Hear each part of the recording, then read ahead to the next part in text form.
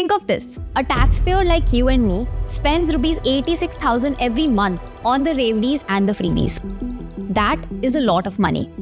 Back in 2022, PM Modi spoke about this in a Grah Pravesh ceremony for 4.5 lakh beneficiaries of the Pradhan Mantri Awas Yojana. He slammed the Revdi culture, saying that thousands of taxpayers write to me and I'm happy that a major section of the country is gearing up to free the country of the Revdi culture. The first thing to understand here is that welfare is not freebies. Note the striking imagery.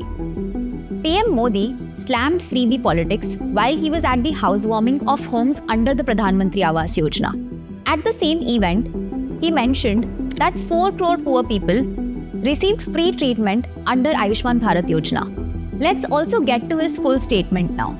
Today, taxpayers feel satisfied that the money they pay in tax is used to give free rations to the poor during the COVID-19 crisis. Today, the taxpayer will feel happy that while he is celebrating Diwali, a poor family in MP is getting a pakka house and their life is improving. The same taxpayer, however, is unhappy when he finds his money is used to distribute free Revdi. So, what does this reveal? Free ration, free healthcare, free housing. Now these are not freebies. These are the basics of life. This is welfare. This is justice. So then, what is a freebie or Revdi or Khatakhat politics? And how is it bad for you, bad for me, and bad for our country? Let's understand in this video.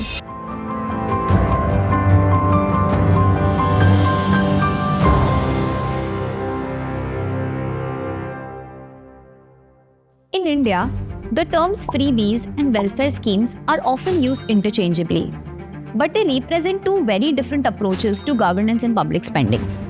Freebies or Revdis are typically short-term promises made by political parties, often during elections, to win votes.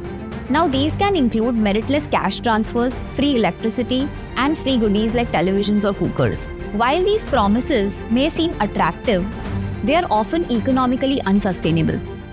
They are a significant strain on government finances that lead to increased fiscal deficits. This affects the long-term economic health of the state. Moreover, freebies are not always targeted at the most vulnerable sections of the society and therefore do not necessarily lead to the upliftment of the society. On the other hand, welfare schemes are designed with long-term objectives in mind. These focus on addressing specific socio-economic needs such as housing, education, and healthcare, with the goal of uplifting the most vulnerable sections of the society. Welfare schemes like PM Awas Yojana, Ayushman Bharat, Ujjwala LPG cylinders, PM Surya Ghar, and Swanidhi loans align with the government's broader objectives of poverty alleviation, social upliftment, and income generation. They are planned to provide sustainable benefits, helping to improve human capital and ensure equitable access to essential resources. While freebies offer immediate gratification, welfare schemes are about building a stronger foundation for the future. While freebies ruin the nation's economy, ensuring the means for a very basic dignified living using genuine welfare measures could actually boost the economy. But this is not just about economics, but also about the kind of society that is being built. Take for example, the women voters in Uttar Pradesh who were promised cash transfers by a political party during the 2024 election campaign. They were misled with fake receipts of future cash transfers, outright voter fraud. But this Revdi culture did not begin this election season. Remember when the Aam Aadmi Party promised free electricity to the people of Delhi? It only ended up ruining the finances of the government. Then in 2019, Congress announced Nyuntam Aay Yojana or minimum income guarantee of Rs 72,000 if it was voted to power. On the face of it, this looks progressive. But think of the long-term consequences of it. 1. This incentivizes people to not work. 2. It is an irrational financial burden of Rs 3.6 lakh crore every year on the country. 3. This demotivates the taxpayers like you and me. Karnataka state elections last year again brought the Revdi guarantees to the forefront. After Siddaramaiah won the elections, his government is now struggling to fulfill the 5 guarantees that they promised.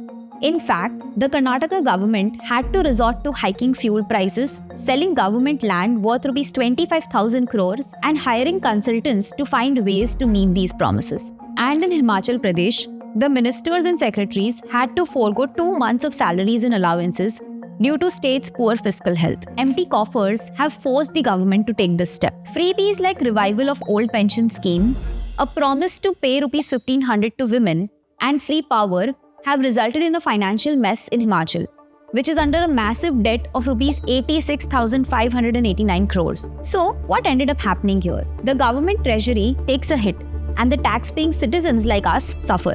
And remember, taxpayers are not just the ones who pay income tax or direct taxes.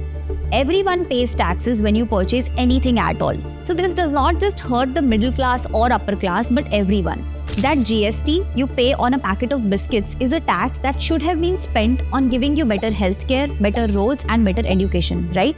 But when it is spent on freebies, it can rightly be called the Khatakhat tax. Yes, that's the new name that has caught on for Revdi or freebies culture, the Khatakhat politics. This happened during the 2024 Lok Sabha election campaigning, when Congress leader Rahul Gandhi promised monthly cash transfers to youth and women, saying that the money would be in your accounts, Khatakhat, Khatakhat. The credit for adamantly coining and popularizing the phrase goes to him. This is where a dangerous trend of the normalizing and rather mainstreaming of Khatakhat politics began. Since the Lok Sabha elections, several political parties and state governments have started announcing such freebies schemes. The latest being in Maharashtra and Haryana. Why? Elections. In fact, with a bit of responsible drafting and decision making, even ideas on freebies can be turned into rational welfare schemes. Take for example, the internship scheme that was announced in Budget 2024. While it borrows from the opposition's poorly framed Revdi promises, it is a refined version to avoid the Khatakhat addiction. But overall, the political parties are not the only ones to be blamed here. It is also the responsibility of citizens to not reward such politics with votes. After caste politics, Khatakhat politics is the next big danger to India's polity and society. As citizens, it is crucial to understand this difference and consider whether we are looking for quick fixes or investing in a future where everyone has the opportunity to thrive. Solicitor General Tushar Mehta had once very rightly pointed out that social welfare does not mean distributing everything for free. The choice ultimately impacts not only individual lives but the overall progress of the nation. In the end, the difference between welfare and freebies is not just a matter of policy but of principle.